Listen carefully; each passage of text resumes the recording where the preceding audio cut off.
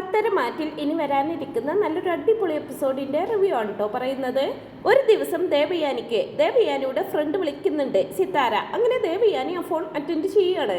എന്തൊക്കെയുണ്ട് ദേവയാനി വിശേഷങ്ങൾ? നിനക്കിപ്പോൾ കുഴപ്പമൊന്നുമില്ലല്ലോ എന്നൊക്കെ ചോദിക്കുമ്പോൾ, ഇല്ലടി, എനിക്കൊരു പ്രശ്നവുമില്ല, ഞാൻ തന്നെയാണ് വീട്ടു ജോലിയൊക്കെ എടുക്കാറ്, എനിക്കിപ്പോൾ ആരോഗ്യപരമായിട്ടുള്ള ഒരു പ്രശ്നവുമില്ല എന്നൊക്കെ ദേവയാനി പറയുമ്പോൾ, അല്ല വേറൊന്നും കൊണ്ടല്ല, എനിക്ക് നിന്നെ വന്ന് കാണാനൊന്നും പറ്റിയില്ലല്ലോ, ഞാൻ ഇവിടെ ഉണ്ടായിരുന്നില്ലല്ലോ, ബിസിനസ് പരമായിട്ടുള്ള ചില യാത്രകളിലായിരുന്നു ഞാൻ, എന്തായാലും ഉടനെ തന്നെ ഞാൻ നിന്നെ കാണാൻ വരുന്നുണ്ടെന്നൊക്കെ പറയുമ്പോൾ, അത് കൊള്ളാലോ, നീ എന്നെ കാണാൻ ഇങ്ങോട്ട് വരുന്നുണ്ടെന്നോ? ആട്ടെ, നീ എന്നാ വരുന്നതെന്ന് ചോദിക്കും.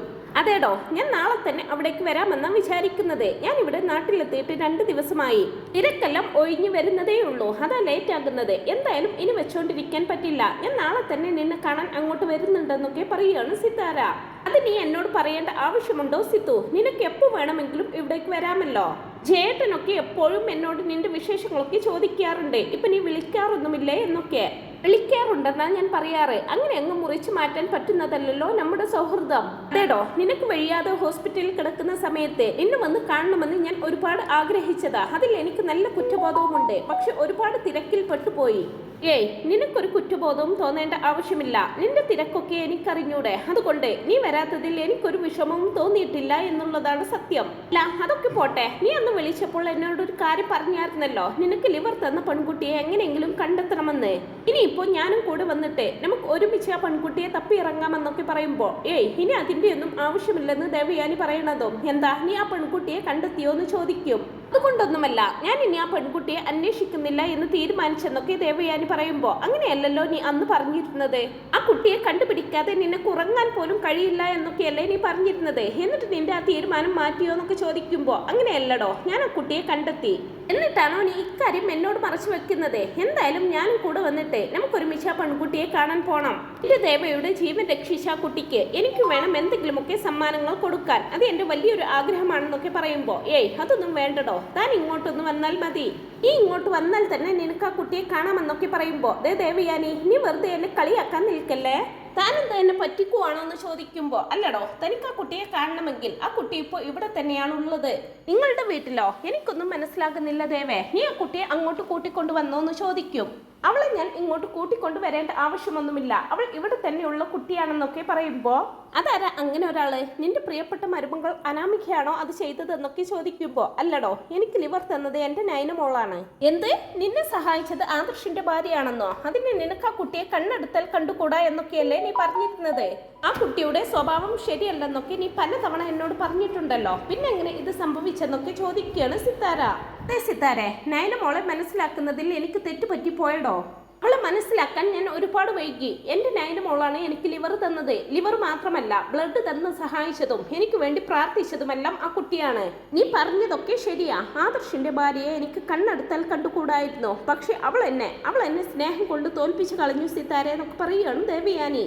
ഓ, അപ്പൊ അമ്മായിയമ്മയും മരുമക്കളും ഒക്കെ ഇപ്പൊ നല്ല സ്നേഹത്തിലായിരിക്കുമല്ലേ? ഇത് കാണാൻ വേണ്ടി തന്നെയായിരുന്നു എനിക്കും ആഗ്രഹം. ആ കുട്ടിയെ ഞാൻ ഒരു തവണയെ കണ്ടിട്ടുള്ളൂ എങ്കിലും കണ്ട പാടെ തന്നെ എനിക്ക് തോന്നിയിരുന്നു ആ കുട്ടി ഒരു പാവമാണെന്ന്. പിന്നെ നിന്നോട് തർക്കിച്ച് ജയിക്കാൻ ആരെ കൊണ്ടും പറ്റില്ലല്ലോ, നീ അന്നൊക്കെ പറഞ്ഞിരുന്നത് അവൾ ശരിയല്ലെന്നായിരുന്നില്ലേ? ഞാൻ പക്ഷെ അന്നേ നിന്നെ പറഞ്ഞു തിരുത്താൻ ഒരുപാട് ശ്രമിച്ചതാ, പക്ഷെ നീ അതൊന്നും കേൾക്കാൻ കൂട്ടാക്കിയില്ല. ഇപ്പോഴെന്തായാലും നിനക്ക് തന്നെ ആ കുട്ടിയുടെ നന്മ ബോധ്യപ്പെട്ടല്ലോ, അതിൽ എനിക്കും സന്തോഷമുണ്ട്. സിത്താരെ, ഞാൻ എല്ലാം മനസ്സിലാക്കിയെടുക്കാൻ കുറച്ച് സമയമെടുത്തു, പക്ഷെ ഞാൻ അവളോട് ഇക്കാര്യം ഇതുവരെ പറഞ്ഞിട്ടില്ല, ഞാൻ എല്ലാ സത്യങ്ങളും മനസ്സിലാക്കിയെന്ന്. അവളോടൊന്നല്ല, ആരോടും പറഞ്ഞിട്ടില്ല, ആദർശം ചേട്ടനും ഒക്കെ എന്നെ കുറെ പറ്റിച്ചതല്ലേ, അതുകൊണ്ട് കുറച്ച് നാളത്തേക്ക് ഒളിച്ചു കളി തുടരട്ടെ എന്നൊക്കെ പറയുമ്പോൾ, അത് എന്തായാലും കൊള്ളാമെന്നും പറഞ്ഞുകൊണ്ട് ചിരിക്കുകയാണ് സിത്താര.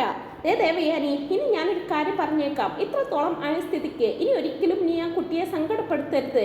നീ എന്താ സിത്താര ഈ പറയുന്നത്? ഞാൻ അവളെ സങ്കടപ്പെടുത്താനോ? ഒരിക്കലുമില്ല, ഞാനിപ്പോൾ അവൾക്ക് എൻ്റെ മോളുടെ സ്ഥാനമാണ് കൊടുത്തിരിക്കുന്നത്, അവളെ എത്രമാത്രം സന്തോഷിപ്പിക്കാൻ പറ്റുമോ അത്രയും സന്തോഷിപ്പിക്കാനാണ് ഞാനിപ്പോൾ നോക്കുന്നത്. എൻ്റെ മോളെ കൊണ്ട് ജോലി ചെയ്യിക്കാതിരിക്കാൻ അടുക്കള ഭരണം മുഴുവൻ മൊത്തമായിട്ട് ഞാൻ ഏറ്റെടുത്തിരിക്കുകയാണെന്നൊക്കെ പറയുന്നുണ്ട് കേട്ടോ ദേവയാനി.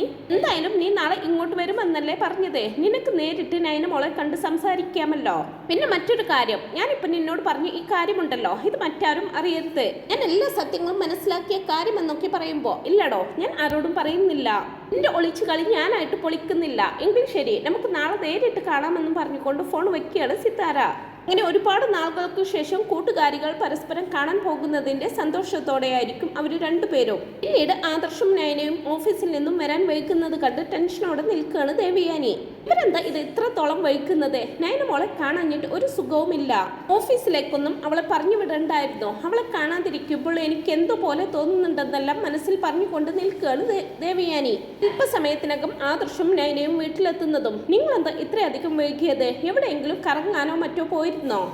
കറങ്ങാനോ? എവിടേക്ക് പോവാൻ? അതൊന്നുമല്ല അമ്മേ, ഇന്ന് കുറച്ച് അർജന്റ് വർക്ക് ഉണ്ടായിരുന്നു. നയനയ്ക്ക് കുറച്ച് ഡിസൈനുകൾ ചെയ്തു തീർക്കാനുണ്ടായിരുന്നെന്നൊക്കെ പറയുമ്പോ എങ്കിൽ അതൊന്നും വിളിച്ചു പറഞ്ഞൂടെ? ഞാൻ എത്ര തവണ നിന്റെ ഫോണിലേക്ക് വിളിച്ചെന്നറിയോ? റിങ് ചെയ്യുന്ന പോലും ഇല്ലെന്നൊക്കെ പറയുമ്പോൾ അത് പിന്നെ അമ്മേ, ഇന്ന് രാവിലെ മുതൽ നെറ്റ്വർക്കിന്റെ പ്രോബ്ലം ഉണ്ട്, അതുകൊണ്ടായിരിക്കും എന്നൊക്കെ പറയുമ്പോൾ എന്തായാലും ഞാൻ ആകെ ടെൻഷൻ അടിച്ചു ഇല്ലാണ്ടായി എന്ന് പറഞ്ഞാൽ പോരെ? മറ്റുള്ളവരുടെ കാര്യമൊന്നും എനിക്കറിയണ്ട, പക്ഷെ നീ സമയത്ത് വീട്ടിലെത്തിക്കോണം.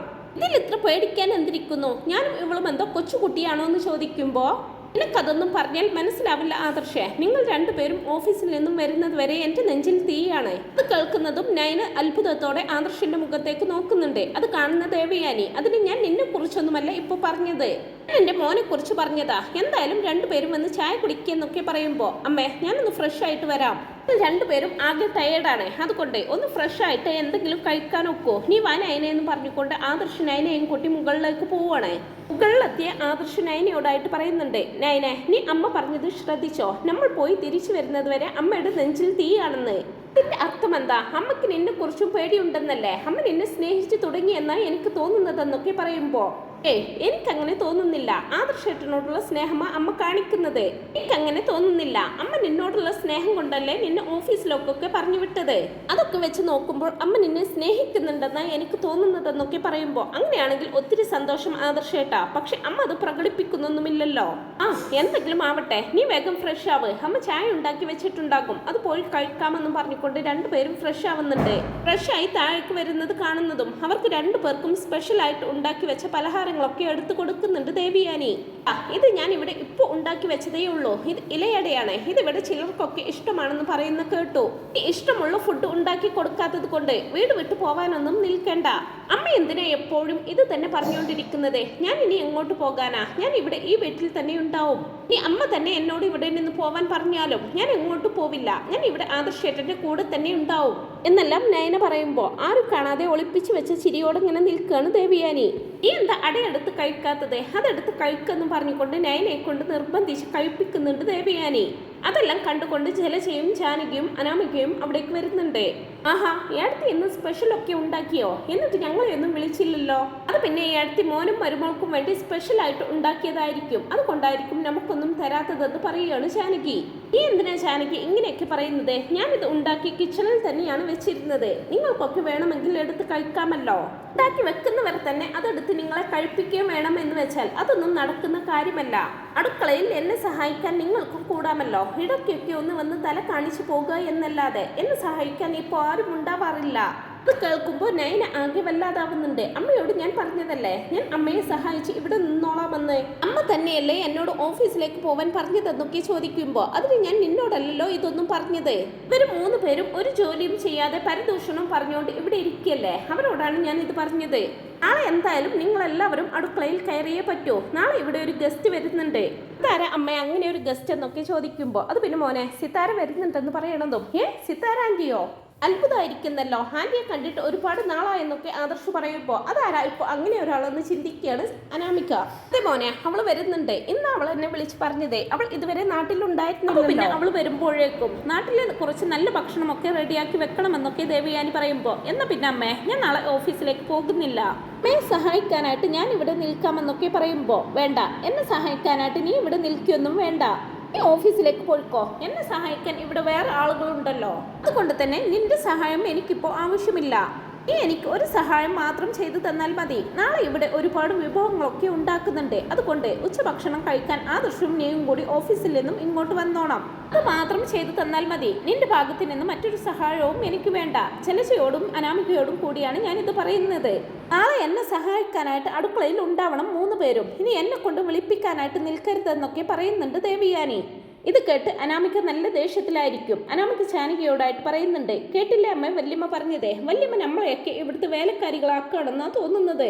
മരുമകളെ ഓഫീസിലേക്ക് പറഞ്ഞു വിട്ട് നമ്മളെ ഇവിടെ പണിക്കായിട്ട് നിർത്തിയേക്കുവാ. എല്ലാം എന്റെ ഗതികേട്, അല്ലാതെ എന്ത് പറയാനാ. എനിക്ക് 2-3 ബ്രാഞ്ച് ഒക്കെ ഏൽപ്പിച്ചിട്ടുണ്ടെന്ന് കരുതി ഇന്നേ വരെ അവൻ എന്നെ ഓഫീസിലേക്കൊന്നും കൊണ്ടുപോയിട്ട് പോലുമില്ല. ഒരു ബ്രാഞ്ചെങ്കിലും എന്നെ ഏൽപ്പിച്ചിരുന്നെങ്കിൽ ഞാൻ നല്ല രീതിയിൽ കൊണ്ടുപോയേനെന്നൊക്കെ അനാമിക പറയുമ്പോൾ, മോളിങ്ങനെ സങ്കടപ്പെടാതെ, മോൾക്ക് ഓഫീസിലേക്ക് പോകാനുള്ള കാര്യങ്ങളൊക്കെ അച്ഛനോടും അമ്മയോടും സംസാരിച്ച് ശരിയാക്കിക്കൊള്ളാം. മോളും ഇതുപോലെ ഇവിടെ ഇരിക്കേണ്ട കുട്ടിയൊന്നുമല്ല, നല്ല കഴിവുള്ള കുട്ടിയല്ലേ. ഓ പിന്നെ വലിയ കഴിവുള്ള കുട്ടി വന്നേക്കുന്നു. ഇവളെ ഓഫീസിലേക്ക് വിട്ടിട്ട് ആ ഓഫീസ് മുഴുവൻ മുടിക്കാനായിരിക്കും ഇവളെ അങ്ങോട്ട് പറഞ്ഞു വിടുന്നതെന്നെല്ലാം ജലജങ്ങനെ മനസ്സിൽ ഓർക്കുകയാണ്. പക്ഷെ എന്തെങ്കിലും പറഞ്ഞോ എന്ന് ചോദിക്കുമ്പോൾ, അല്ല ഞാൻ ഓർക്കുകയായിരുന്നു, മോൾക്ക് ഒരുപാട് കഴിവുകളൊക്കെ ഉള്ളതല്ലേ, അപ്പോൾ പിന്നെ മോളെ എന്തായാലും ഒരു ബ്രാഞ്ച് ഏൽപ്പിക്കണം ജാനകി എന്നൊക്കെ പറയുമ്പോൾ, അത് ശരിയാ ജലജെ, ഞാൻ എന്തായാലും ഇക്കാര്യത്തെക്കുറിച്ച് അച്ഛനോടും അമ്മയോടും ഒന്ന് സംസാരിക്കുന്നുണ്ട് എന്ന് പറഞ്ഞ് എന്തൊക്കെയോ തീരുമാനിച്ചുറപ്പിക്കുകയാണ് ജാനകി. അങ്ങനെ പിറ്റേ ദിവസം പറഞ്ഞതുപോലെ തന്നെ സിത്താര വീട്ടിലെത്തുന്നുണ്ട്. ദേവയാനിയോട് വിശേഷങ്ങളൊക്കെ ചോദിച്ചറിയുന്നുണ്ട് സിത്താര. നിനക്കിപ്പോൾ കുഴപ്പമൊന്നുമില്ലല്ലോ ദേവയാനി, നീ എല്ലാം കൊണ്ടും ഓക്കെ ആയില്ലേ എന്നൊക്കെ ചോദിക്കുന്നുണ്ട്. ഇല്ലടോ, ഞാനിപ്പോൾ എല്ലാം കൊണ്ടും ഓക്കെ ആണെന്നൊക്കെ പറയുമ്പോൾ, എവിടെ നിന്റെ മോനെ കണ്ടില്ലല്ലോ, അവൻ ഇന്ന് ഓഫീസിൽ പോയോ എന്ന് ചോദിക്കുകയാണ്.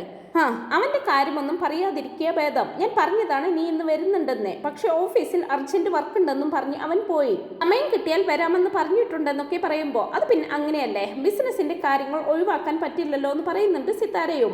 അല്ല എവിടെ പോയി നിന്റെ പുന്നാര മരുമക്കളെന്ന് ചോദിക്കുമ്പോൾ, ആരെ നൈനയോ, അവളും ആദർശിന്റെ കൂടെ ഓഫീസിലേക്ക് പോയതാണെന്ന് പറയും. എന്തായാലും നീ ഉച്ചഭക്ഷണം കഴിച്ചിട്ടല്ലേ പോകൂ, ഉച്ചക്ക് വരാമെന്ന് പറഞ്ഞിട്ടുണ്ട് അവര് 2 പേരും, അപ്പൊ കാണാമല്ലോ നിനക്കെന്ന് പറയും. അതേസമയം തന്നെ സിത്താരക്കുള്ള ജ്യൂസുമായിട്ട് അനാമികയും ജാനകിയും അവിടേക്ക് വരുന്നുണ്ട്. എന്നാൽ അനാമികയെ കൺമുന്നിൽ കണ്ടപാടെ ഇരുന്നിടത്ത് നിന്നും ചാടി എണീക്കുകയാണ് സിത്താര. എന്നിട്ട് അനാമികയെ ഇങ്ങനെ രൂക്ഷമായിട്ട് നോക്കുകയാണ്. അനാമികയും പേടിയോടെ ഇങ്ങനെ നിൽക്കുന്നുണ്ട്. അയ്യോ, ഇവരായിരുന്നോ വല്യമ്മയുടെ കൂട്ടുകാരി, ഇനി എന്ത് ചെയ്യും, എങ്ങനെ രക്ഷപ്പെടുമെന്നെല്ലാം ഇങ്ങനെ ചിന്തിച്ചുകൊണ്ട് നിൽക്കുകയാണ് അനാമിക. സിത്താര ദേഷ്യത്തോടെ, എന്താ ദേവയാനി ഇത്, ഇവളെന്താ ഇവിടെ എന്നൊക്കെ ചോദിക്കുമ്പോൾ, എന്ത് പറ്റി, സിത്താരക്കറിയോ അനാമിക മോളെ എന്ന് ചോദിക്കും. ഓ, നിന്റെ അനാമിക മോള് ഇതായിരുന്നോ, അതിനിടയ്ക്ക് നീ പേരും മാറ്റിയോടി, നിന്നെ ഞാൻ സമ്മതിച്ചു തന്നിരിക്കുന്നെല്ലാം ദേഷ്യത്തോടെ പറയുകയാണ് സിത്താര. എന്ത് പറ്റി സിത്താര, നിനക്ക് ഇവളെ നേരത്തെ അറിയോ എന്നൊക്കെ ചോദിക്കുമ്പോൾ, എന്ത് ചോദ്യം ഇത് ദേവയാനി, എനിക്ക് ഇവളെ നേരത്തെ അറിയോ ഇല്ലയോ എന്നോ, ഞാൻ അറിഞ്ഞില്ലെങ്കിൽ പിന്നെ മറ്റാരറിയാനാ, ഇവളങ്ങനെ ഈ കുടുംബത്ത് കയറിപ്പറ്റി, ഇവളെ കുറിച്ച് ഒന്നും അന്വേഷിക്കാതെയാണോ ജാനകിയുടെ മരുമക്കളാക്കിയതെന്ന് ചോദിക്കും. എന്താ സിത്താര, എന്താണെങ്കിലും നീ ഒന്ന് തെളിച്ച് പറയാന്നൊക്കെ പറയുമ്പോ, ദേവയാനി ഞാൻ നിന്നോട് മുമ്പ് പറഞ്ഞിട്ടില്ലേ എന്റെ മകന്റെ ഒരു ബെസ്റ്റ് ഫ്രണ്ടിനെ കുറിച്ച്. ജീവിതം അടുത്ത് ആത്മഹത്യയുടെ വക്കിലെത്തിയ അവനെ എന്റെ മകൻ കഷ്ടപ്പെട്ടാണ് ജീവിതത്തിലേക്ക് തിരിച്ചു കൊണ്ടുവന്നത്.